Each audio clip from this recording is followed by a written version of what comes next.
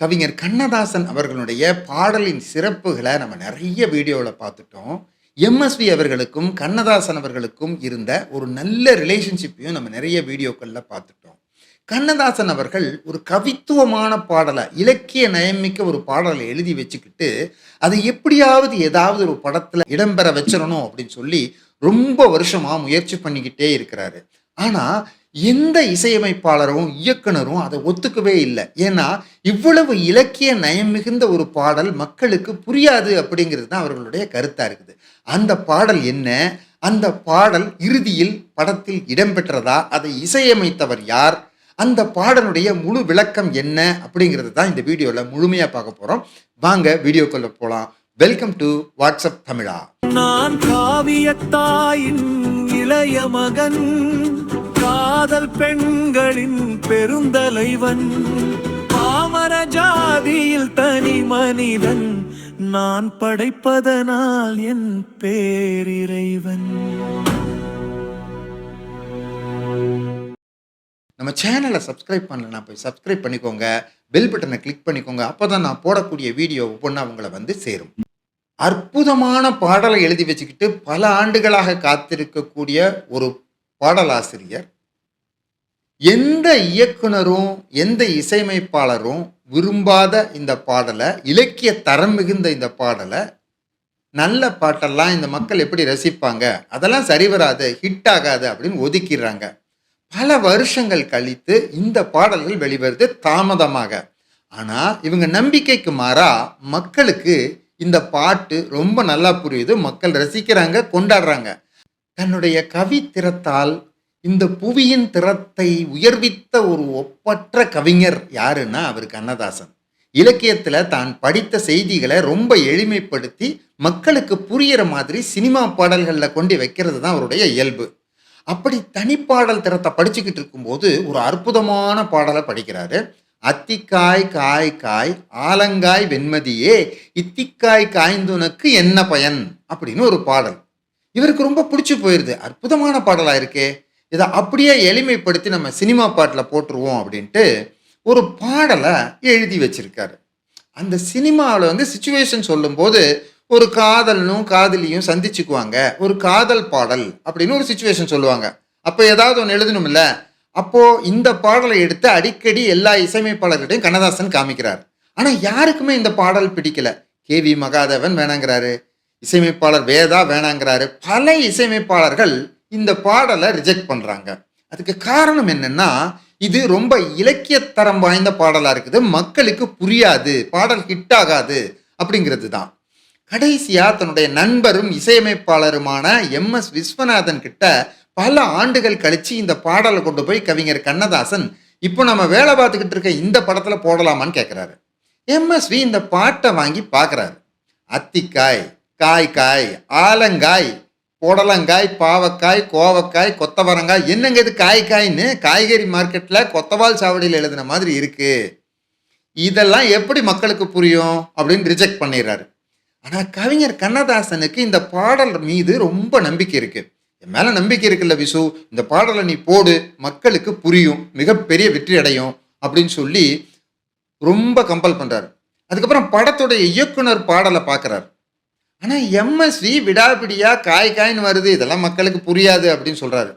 ஆனால் இயக்குனர் என்ன சொல்கிறாருன்னா, கவிஞரே இந்த பாடல் நல்லா தான் இருக்குது, ஆனால் காய் காய்ன்னு நீங்கள் எழுதியிருக்கீங்க, இதில் 2 பொருள் வருது, சாப்பிட்ற காயும் வருது, நிலா காய்வதையும் காய் காய்ன்னு எழுதியிருக்கிறீங்க, இது மக்களுக்கு நம்ம எப்படி புரிய வைக்கிறது, இதை படமாக்குறது ரொம்ப கஷ்டம் அப்படின்னு சொல்லி அவர் சொல்கிறாரு. அதெல்லாம் படம் எடுத்துக்கலாம், ஏன் நான் வழி சொல்கிறேன் அப்படின்னு சொல்லி இந்த பாடல் கட்டாயமாக ஹிட் ஆகும், நீங்கள் வைங்கன்னு சொல்லி கவிஞர் கண்ணதாசன் கம்பல் பண்ணுறாரு. இயக்குனருக்கும் இசையமைப்பாளருக்கும் நம்பிக்கையே இல்லை. ஆனால் கவிஞர் மேலே இருந்த நம்பிக்கையின் காரணமாக அவங்களுக்கு நம்பிக்கை இல்லாதப்பையும் இந்த பாட்டை படத்தில் வைக்க முடிவு பண்ணுறாங்க. பாடல் வெளிவருது, கண்ணதாசனுடைய நம்பிக்கை அங்கே ஜெயிக்குது. மக்கள் இந்த பாடலை ரசிக்கிறாங்க, கொண்டாடுறாங்க, ரொம்ப பெரிய வெற்றி அடையுது. அந்த பாடல் என்ன?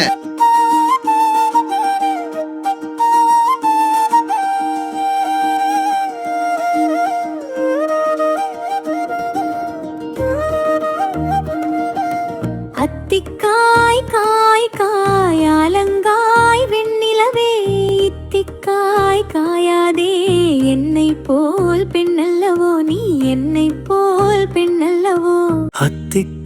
காய் காய் காய் ஆலங்காய் வெண்ணிலவே இத்திக்காய் காயாதே என்னுயிரும் நீ அல்லவோ என்னுயிரும் நீ அல்லவோ.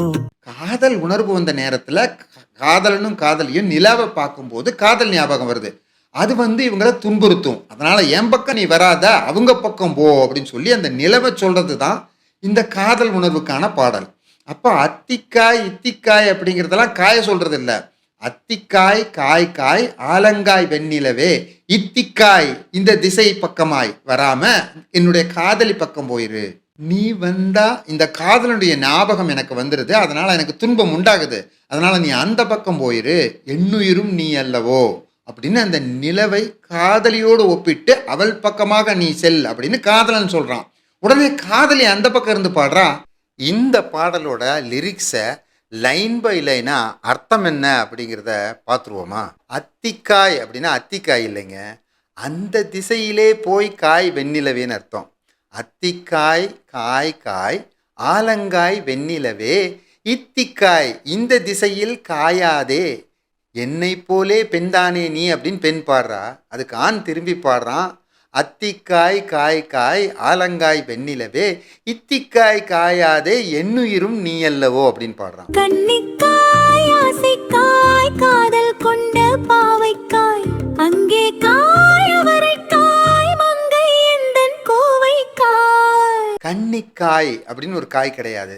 கன்னிக்காக ஆசைக்காய் காதல் கொண்ட பாவைக்காய், கன்னிக்காக ஆசைக்காக காதல் கொண்ட பாவைக்காக அங்கே காய் அவரைக்காய், அவரைக்காய் கிடையாது அவரை போய் காய், மங்கை என்னும் கோவைக்காய்.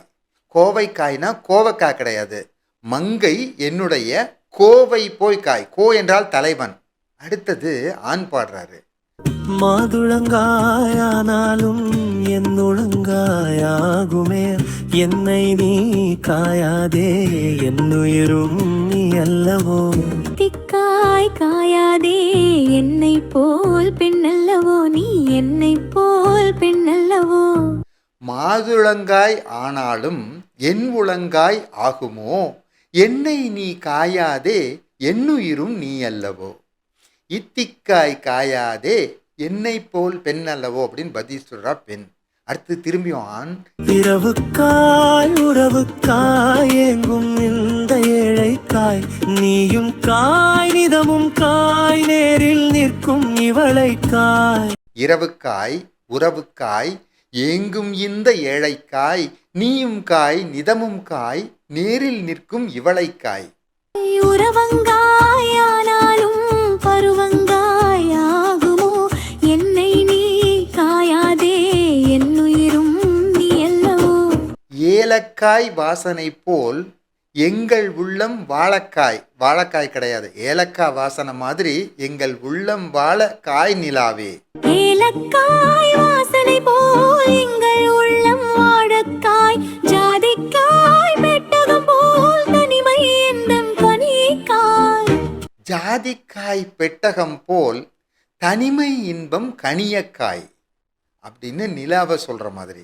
சொன்னதெல்லாம் விளங்காயோ தூது வழங்காய் வெண்ணிலா என்னை நீ காயாதே என்னைரும் நீ அல்லவோ. சொன்னதெல்லாம் விளங்காயோ தூது விளங்காய் வெண்ணிலா என்னை நீ காயாதே என்னுயிரும் நீ அல்லவோன்னு ஆண் பாடுறார். உள்ளமெல்லாம் மிளகாயோ, மிளகாய் இல்லைங்க, உள்ளம் எல்லாம் இளகாயோ, ஒவ்வொரு பேர் சுரைக்காயோ, ஒவ்வொரு பேர் உரைக்காயோ, வெள்ளரிக்காய் பிளந்தது போல் வெண்ணிலவே சிரித்தாயோ. அடுத்தது பெண். கோதை என்னை காயாதே கொற்றவரங்காய் அப்படின்னா கொத்தவரங்காய் இல்லை, கொற்றவரை போய் காய். கொற்றவன்னா என்னுடைய தலைவன், என் தலைவனை போய் காய் வெண்ணிலா. இருவரையும் காயாதே தனிமையில் ஏங்காய், தனிமையில் ஏங்காதே வெண்ணிலவே. திரும்பவும் அத்திக்காய் காய் காய் அப்படின்னு ரொம்ப அழகாக இந்த பாடலை முடிச்சிருப்பார்.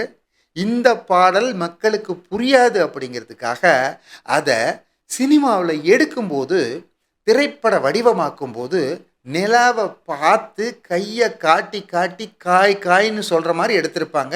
அப்போ மக்களுக்கு அந்த செய்கை மூலமாக காய சொல்லலை, நிலாவை காய தான் சொல்கிறோம் அப்படிங்கிறது தெளிவாக புரிஞ்சிருக்கும். இலக்கிய நயமிக்க இந்த பாடல் மிகச்சிறந்த வெற்றி பாடலாக உருவாச்சு. MSV Kannadasan combination. கவிஞருக்கு நம்பிக்கை இருந்தாலும் இயக்குனருக்கும் இசையமைப்பாளருக்கும் நம்பிக்கையே கிடையாது.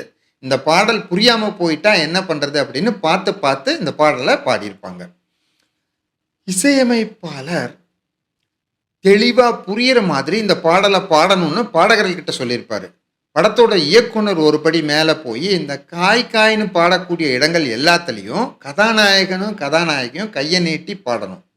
கதாநாயகியும் அதே மாதிரி பண்ணுவாங்க. என்னென்னா, இது நிலா காயறது தான் நாங்கள் சொல்கிறோம் அப்படின்னு ஆடியன்ஸ்க்கு புரியணுங்கிறதுக்காக, சாப்பிட்ற காயின்னு மக்கள் நினச்சிடக்கூடாது அப்படிங்கிறதுக்காக அந்த காட்சி அமைக்கப்பட்டது.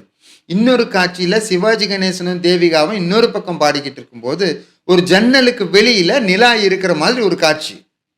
காய் அப்படிங்கிற வார்த்தை வரும்போது சிவாஜியும் தேவிகாவும் அந்த நிலவை காமிக்கிற மாதிரி காட்சி அமைப்பு இருக்கும். பாட்டு புரியாமல் போயிடுமோ அப்படிங்கிற பயத்தில் இந்த படம் எடுக்கப்பட்டது. ஆனால் கவிஞருடைய நம்பிக்கை அங்கே வெற்றி அடைந்தது. பாடல் வெளிவந்ததுக்கு அப்புறம் மிகப்பெரிய வெற்றி அடைந்தது. மக்கள் கொண்டாடக்கூடிய ஒரு பாடலாக இது மாறியது. இந்த பாடலை நான் ஜென்ரேட் பண்ணி போட்டிருக்கேன். இது எப்படி இருக்குது அப்படின்னு நீங்கள் கமெண்ட்டில் சொல்லுங்கள். ஒரிஜினல் பாட்டை இங்கே போட முடியாது, போட்டால் காப்பிரைட் வந்துடும் அப்படிங்கிறதுக்காக இது ஜென்ரேட் பண்ணி போட்டிருக்கேன். மியூசிக் கொஞ்சம் வரும். நல்லா இருந்தால் அப்ரிஷியேட் பண்ணுங்கள், லைக் பண்ணுங்கள்.